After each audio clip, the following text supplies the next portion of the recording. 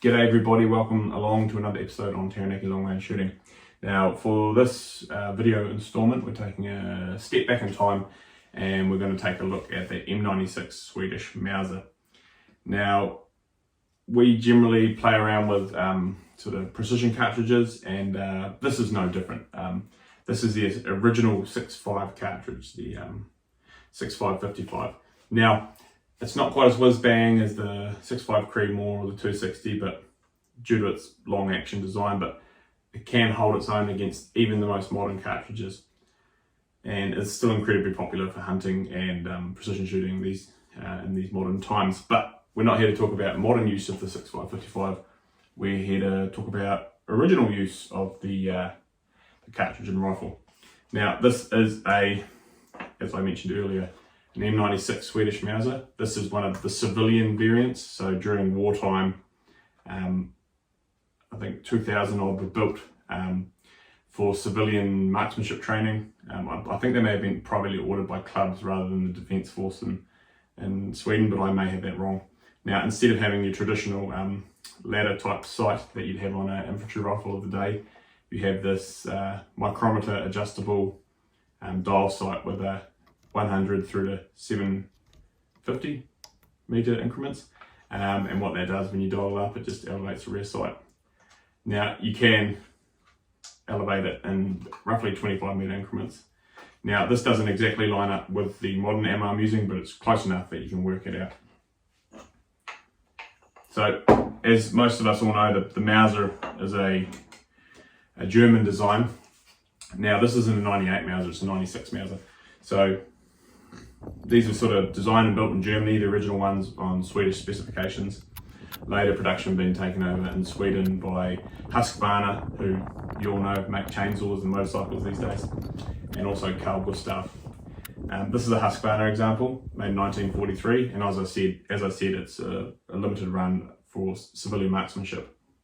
I believe. I'm definitely no expert in this stuff.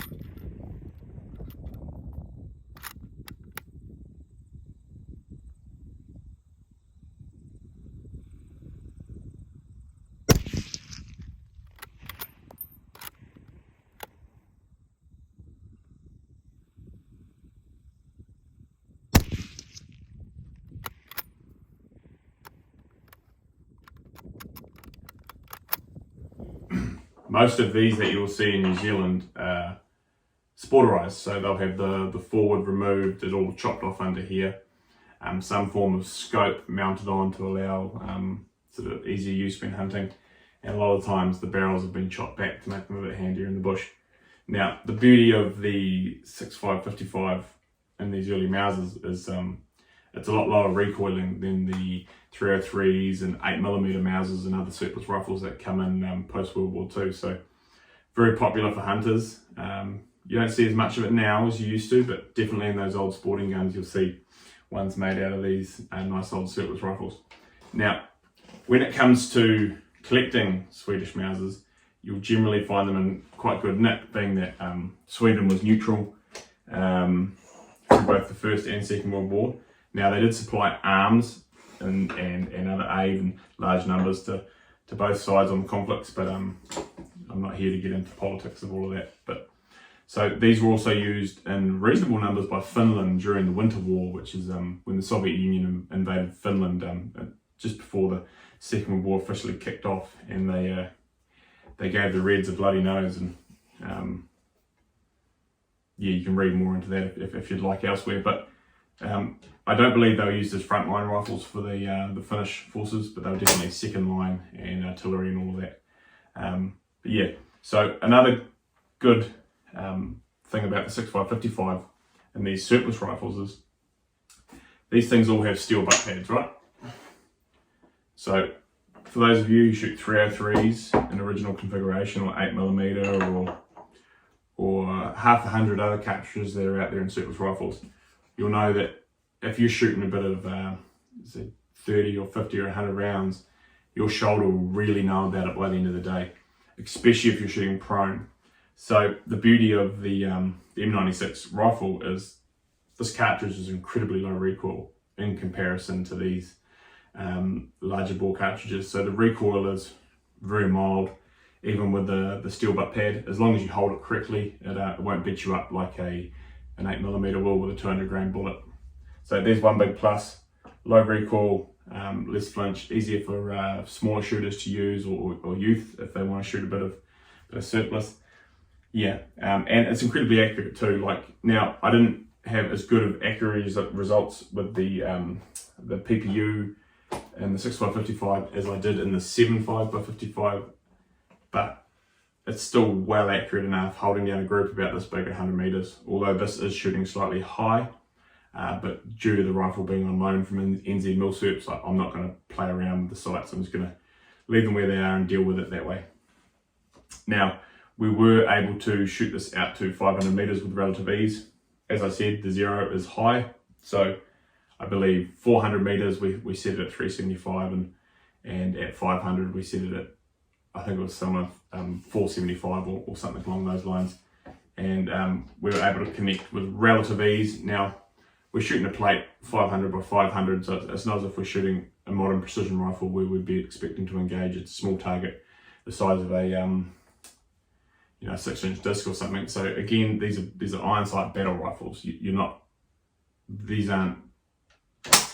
It's not a modern Tikka or something, right? So you've got to expect a different degree of accuracy out of these old firearms, especially when using an iron sight based system, and especially one that's not an aperture. So, but again, like I said, with a friend of mine who's a bit of a Milsurp guru when it comes to shooting, he was able to quite easily, I think he's going 5 for 5 at 400 and 4 out of 5 at 500 in the wind. Now, I'll edit a bit of that video in.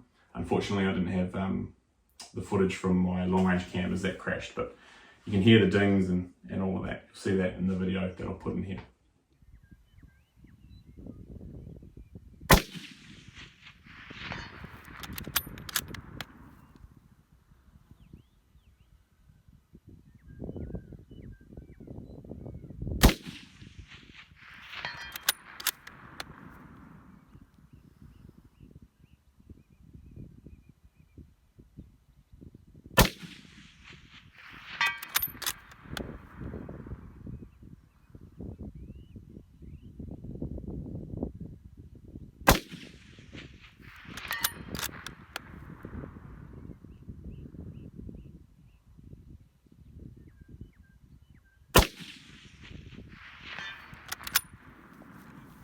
Not bad.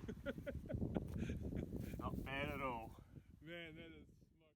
So when it comes to collecting Swedish Mausers, there's obviously a huge variance. They were in service for, gosh, late 1800s through to post-World War II. So you've got a long line of modifications and such. And just before World War II, a lot of them were shortened to what is called M38 configuration, which just means they chop them down to a shorter length. There's a bit of a trend leading up to the Second World War with most militaries to shorten the overall length of rifles, as they realised they didn't quite need those full length, massive long barrels as combat distances were generally closing. The days of the Napoleonic sort of era of lining up in straight formation and shooting at each other were gone, and it sort of went to urban warfare and trench warfare. So it was much more suitable for troops to have a shorter barrel. So a lot of these were trimmed down, but as I said, this is a civilian model, I believe, so this hence why it was longer, and it's going to be a little bit more accurate for target shooting with that longer barrel and a longer sight radius, adding to that accuracy. One good thing about them when it does come to collecting is, as I mentioned earlier, they haven't been used bugger all, so they're generally in excellent condition.